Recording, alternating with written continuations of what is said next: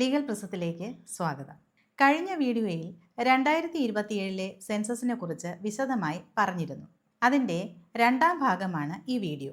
ഇതിൽ പറയുന്നത് സെൻസസ് ഉദ്യോഗസ്ഥർക്ക് നമ്മളോട് ചോദിക്കാൻ അധികാരമുള്ള ചോദ്യങ്ങൾ ഏതെല്ലാം എന്നാണ്. സെൻസസ് ഉദ്യോഗസ്ഥർക്ക് നമ്മളോട് ചോദിക്കാൻ അധികാരമുള്ള ചോദ്യങ്ങൾ ഏതെല്ലാമെന്ന് ആധികാരികമായി കേന്ദ്ര സർക്കാർ ആഭ്യന്തര മന്ത്രാലയം വിജ്ഞാപനം ചെയ്തിട്ടുണ്ട്. അതിൽ 33 ഇനം വിവരങ്ങളാണ് സെൻസസ് ഉദ്യോഗസ്ഥർക്ക് ശേഖരിക്കാൻ കഴിയുന്നതായി പറയുന്നത്. അതിൽ കൂടുതലായി ഒന്നും നമ്മളോട് ചോദിക്കാനോ രേഖപ്പെടുത്താനോ അധികാരമില്ലാത്തതാണ്. House listing and housing census ഷെഡ്യൂളിൽ ചോദിക്കാവുന്ന ആ 33 ചോദ്യങ്ങൾ ഏതെന്ന് പരിചയപ്പെടുത്തുകയാണ് ഈ വീഡിയോയുടെ ലക്ഷ്യം. സമയം കളയാതെ നേരെ വീഡിയോയിലേക്ക്. This is legal prism, law made easy.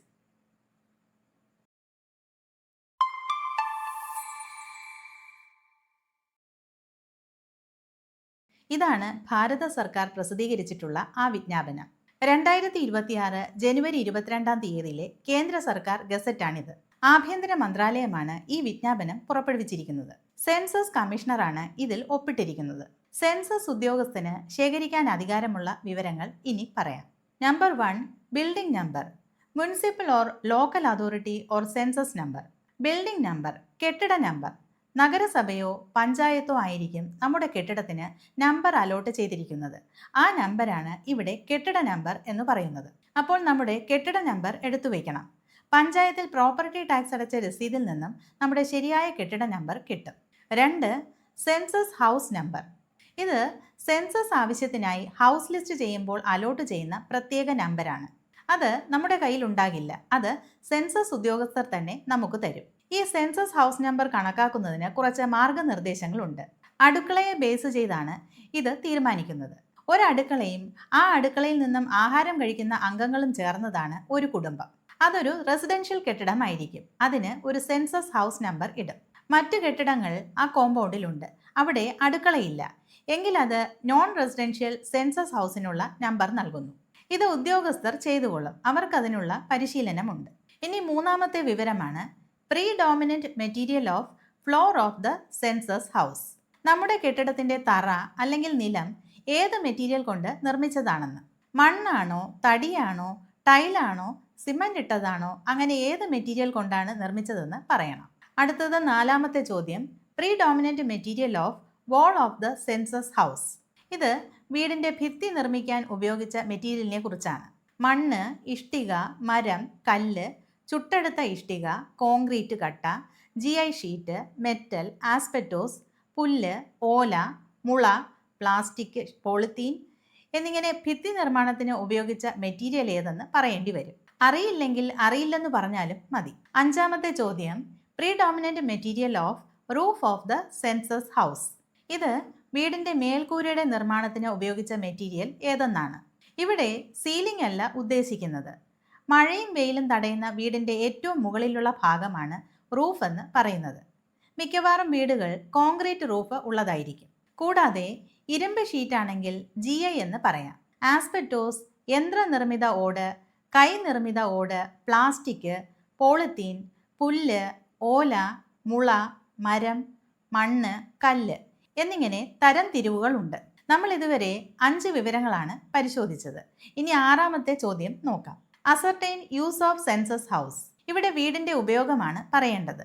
പ്രധാന ഉപയോഗങ്ങൾ ഇവയാണ്: താമസ സ്ഥലം, താമസത്തിനും മറ്റാവശ്യത്തിനും, കട, പീടിക, ഓഫീസ്, സ്കൂൾ, കോളേജ് മുതലായവ, ഹോട്ടൽ, ലോഡ്ജ്, ഗസ്റ്റ് ഹൗസ് മുതലായവ, ആശുപത്രി അല്ലെങ്കിൽ ഡിസ്പെൻസറി മുതലായവ, വ്യവസായശാല, തൊഴിൽശാല, തൊഴിൽ ഷെഡ് മുതലായവ, ആരാധനാലയം, മറ്റ് താമസേതര കെട്ടിടം, ഒഴിഞ്ഞുകിടക്കുന്ന കെട്ടിടം എന്നിങ്ങനെ ഓപ്ഷനുകളുണ്ട്. അടുത്തത് ഏഴാമത്തെ ചോദ്യമാണ് condition of the census house. വീടിന്റെ സ്ഥിതി നല്ലതാണോ, ജീർണിച്ചതാണോ, താമസിക്കാവുന്നതാണോ എന്നിങ്ങനെ 3ആയി ഓപ്ഷൻ തിരിച്ചിട്ടുണ്ട്. അതിലേതാണെന്ന് നമ്മൾ പറഞ്ഞാൽ മതി. അടുത്തത് എട്ടാമത്തെ ചോദ്യമാണ് ഹൗസ് ഹോൾഡ് നമ്പർ. കുടുംബത്തിന്റെ നമ്പറാണ് ഇത്. സെൻസസ് ഉദ്യോഗസ്ഥൻ തന്നെ നൽകുന്ന ഒരു ക്രമ നമ്പറാണ് ഇത്. ഇനി 9ആമത്തെ ചോദ്യമാണ് total number of persons normally residing in the house hold കുടുംബാംഗങ്ങളുടെ വിവരമാണ്. ഒരു കുടുംബത്തിൽ പതിവായി താമസിക്കുന്ന ആളുകളുടെ വിവരം. ഇവിടെ എണ്ണം മാത്രം നൽകണം. അടുത്തത് 10ആമത്തെ ചോദ്യം name of the head of the household. കുടുംബനാഥന്റെ പേര്. കുടുംബത്തിലെ തീരുമാനങ്ങൾ എടുക്കുന്നയാളിനെയാണ് കുടുംബനാഥനായി കണക്കാക്കുന്നത്. ഒരു ഹോസ്റ്റൽ ആണെങ്കിൽ അവിടെ വാർഡനെയാണ് കുടുംബനാഥനായി കണക്കാക്കുന്നത്. അടുത്തത് 11ാമത്തെ ചോദ്യം, sex of the head of the house hold. ഇത് കുടുംബനാഥൻ പുരുഷനോ സ്ത്രീയോ ട്രാൻസ് പേഴ്സണാലിറ്റിയോ എന്നതാണ്. അടുത്തത് 12ാമത്തെ ചോദ്യം, whether the head of the household belongs to scheduled caste, scheduled tribe or other. കുടുംബനാഥൻ പട്ടികജാതി, പട്ടിക ഗോത്രവർഗം, മറ്റുള്ളവർ ഇതിൽ ഏതിൽ ഉൾപ്പെടുമെന്ന് പറയണം. 13ാമത്തെ ചോദ്യം, ownership status of the census house. ഇവിടെ പറയേണ്ടത് വീടിന്റെ ഉടമസ്ഥൻ ആരാണെന്നാണ്. സ്വന്തം വീടാണോ വാടകയ്ക്ക് താമസിക്കുന്നതാണോ എന്നതാണ് ചോദിക്കുന്നത്. വാടകയ്ക്ക് താമസിക്കുന്നവരുടെ കാര്യത്തിൽ മറ്റെവിടെയെങ്കിലും വീടുണ്ടോ എന്ന് പറയേണ്ടി വരും. ഇതിൽ വരാത്ത മറ്റേതെങ്കിലും തരത്തിലുള്ളതാണെങ്കിൽ അതിനും ഓപ്ഷൻ ഉണ്ട്. 14, number of dwelling rooms exclusively in possession of the house hold. ഇത് താമസിക്കുന്നതിന് ഉപയോഗിക്കുന്ന മുറികളുടെ എണ്ണമാണ്. എണ്ണം മാത്രം മതി. എണ്ണം കണക്കാക്കുമ്പോൾ ബെഡ്റൂം, ലിവിംഗ് റൂം, സ്വീകരണ മുറി, പഠനമുറി ഇവയെല്ലാം മുറിയായി കണക്കാക്കണം. അടുക്കള, സ്റ്റോർ, വാഷ്റൂം, ലോബി ഇവയൊന്നും മുറിയല്ല. ഇനി 15ാമത്തെ ചോദ്യം, number of married couples living in the house hold. ഒരു കുടുംബത്തിൽ താമസിക്കുന്ന വിവാഹിതരായ ദമ്പതികളുടെ എണ്ണം. ദമ്പതികൾ ഇല്ലെങ്കിൽ 0 നൽകാം. 16, main source of drinking water. ഇത് കുടിവെള്ളത്തിൻ്റെ സ്രോതസ്സാണ്. ശുദ്ധീകരിച്ച പൈപ്പ് വെള്ളം, ശുദ്ധീകരിക്കാത്ത പൈപ്പ് വെള്ളം, കിണർ, ഹാൻഡ് പമ്പ്, കുഴൽ കിണർ, നീരുറവ, നദി അല്ലെങ്കിൽ കനാൽ, കുളം അല്ലെങ്കിൽ തടാകം, കുപ്പിവെള്ളം അല്ലെങ്കിൽ പാക്കേജ്ഡ് വാട്ടർ, മറ്റ് സ്രോതസ് ഇവയിൽ ഏതാണെന്ന് പറയേണ്ടി വരും. 17, availability of drinking water source. കുടിവെള്ള സ്രോതസ്സിൻ്റെ ലഭ്യതയാണ് ഇവിടെ ചോദിക്കുന്നത്. പരിസരത്ത് തന്നെ ലഭിക്കുമോ അതോ ദൂരെ നിന്നും ശേഖരിച്ചു കൊണ്ട് വരികയാണോ ചെയ്യുന്നത്. 18, മെയിൻ സോഴ്സ് ഓഫ് ലൈറ്റിംഗ്. ഇത് വീട്ടിലെ വെളിച്ചത്തിൻ്റെ സ്രോതസ് ആണ്. ഇതിൽ പ്രധാനം വൈദ്യുതിയാണ്. കൂടാതെ മണ്ണെണ്ണ, സൗരോർജം, മറ്റെണ്ണകൾ, വിളക്ക് കത്തിക്കുന്നില്ല എന്നിങ്ങനെ വിവരം നൽകാം. അടുത്തത് 19ാമത്തെ ചോദ്യം, ആക്സസ് ടു ലാട്രിൻ. കക്കൂസ് ഉണ്ടോ എന്ന്. ഉണ്ടെങ്കിൽ ആരെല്ലാം അത് പങ്കിട്ട് ഉപയോഗിക്കുന്നു എന്നും പറയണം. പൊതു കക്കൂസാണോ, ഒന്നിലധികം കുടുംബങ്ങൾ ഉപയോഗിക്കുന്നതാണോ, നമ്മുടെ കുടുംബത്തിൻ്റെ മാത്രം ഉപയോഗത്തിനുള്ളതാണോ എന്ന് പറയണം. കക്കൂസ് ഇല്ലെങ്കിൽ അതും പറയണം. 20ാമത്തെ ചോദ്യം, ടൈപ്പ് ഓഫ് ലാട്രിൻ. കക്കൂസിൻ്റെ തരം. സെപ്റ്റിക് ടാങ്ക് ഉള്ളത്, ഒറ്റക്കുഴി കക്കൂസ്, ഇരട്ടക്കുഴി കക്കൂസ്, മനുഷ്യർ സ്വയം കോരി മാറ്റുന്ന കക്കൂസ് എന്നിങ്ങനെ. 21, വേസ്റ്റ് വാട്ടർ ഔട്ട്ലെറ്റ്. ഇത് അഴുക്കുവെള്ളം ഒഴുകുന്ന ഡ്രെയിനേജിനെ കുറിച്ചാണ്. അടുക്കള, കുളിമുറിയിലെ വെള്ളം എന്നിങ്ങനെ മൂടിയ കുഴിയിലാണോ അതോ തുറന്ന കുഴിയിലാണോ പോകുന്നതെന്ന്. 22, അവൈലബിലിറ്റി ഓഫ് ബാത്തിങ് ഫെസിലിറ്റി. കുളിക്കുന്നതിനുള്ള ഫെസിലിറ്റിയാണ് ഇത്. കുളിമുറിയുണ്ടോ, മറപ്പുരയാണോ എന്നിവയാണ് പറയേണ്ടത്. ഇവ ഇല്ലെങ്കിൽ ഇല്ലെന്ന് പറയണം. 23, availability of kitchen and LPG or PNG connection. അടുക്കളയുടെ വിവരമാണ് ഇത്. അടുക്കളയുണ്ടോ, വീടിന് പുറത്താണോ അതോ അകത്താണോ പാചകം ചെയ്യുന്നതെന്ന്. 24, main fuel used for cooking. പാചകത്തിന് ഉപയോഗിക്കുന്ന പ്രധാന ഇന്ധനം. പാചക ഗ്യാസ് ഉണ്ടോ, വിറകാണോ, മണ്ണെണ്ണയാണോ, വൈദ്യുതിയാണോ, ബയോഗ്യാസ് ആണോ, സൗരോർജമാണോ എന്ന് വ്യക്തമാക്കണം. 25, റേഡിയോ ഓർ ട്രാൻസിസ്റ്റർ. റേഡിയോ ഉപയോഗിക്കുന്നുണ്ടോ. 26, ടെലിവിഷൻ. ടെലിവിഷൻ ഉണ്ടോ, ഉണ്ടെങ്കിൽ കേബിൾ കണക്ഷൻ ഉണ്ടോ, ഇല്ലെങ്കിൽ ഇല്ലെന്ന് പറയുക. 27, ആക്സസ് ടു ഇൻ്റർനെറ്റ്. ഇൻ്റർനെറ്റ് കിട്ടുന്നുണ്ടോ എന്നാണ്. ഇപ്പോൾ മൊബൈൽ ഫോൺ വഴി മിക്ക സ്ഥലത്തും നെറ്റ് കിട്ടുന്നുണ്ട്.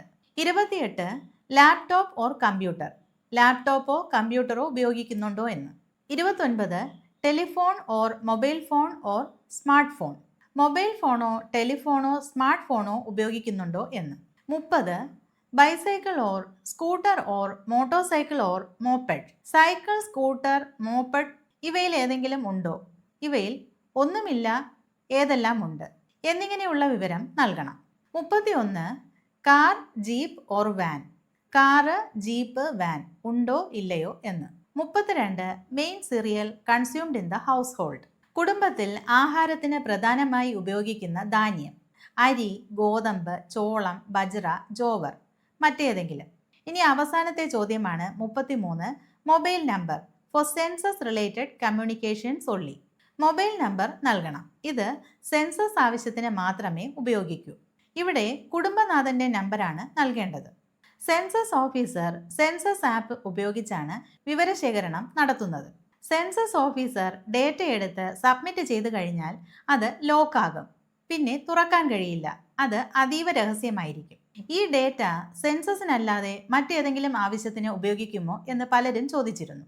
ഇവിടെ ഒരു കാര്യം പറയാം. അത് ലീക്ക് ആയാൽ ഡേറ്റ പ്രൊട്ടക്ഷൻ നിയമപ്രകാരം നമുക്ക് 250 കോടി വരെ നഷ്ടപരിഹാരത്തിന് അർഹത കൈവരും. അതുകൊണ്ട് ഉദ്യോഗസ്ഥർ ഡേറ്റ അതീവ രഹസ്യമായി സൂക്ഷിക്കും. സെൻസസ് കമ്മീഷണറുടെ വിജ്ഞാപനത്തിന്റെ അടിസ്ഥാനത്തിലാണ് ഈ വീഡിയോ ചെയ്തിരിക്കുന്നത്. കൂടുതൽ വിവരങ്ങൾ പിന്നീട് അപ്ഡേറ്റ് ചെയ്യുന്നതാണ്. കഴിഞ്ഞ വീഡിയോയ്ക്ക് നിങ്ങൾ നൽകിയ സ്വീകാര്യതയ്ക്ക് പ്രത്യേകം നന്ദി രേഖപ്പെടുത്തുന്നു. ഈ വീഡിയോ കൂടി ബന്ധുക്കളിലേക്കും സുഹൃത്തുക്കളിലേക്കും ഷെയർ ചെയ്ത് സഹായിക്കുമല്ലോ. Thank you. This is legal prism, law may DC.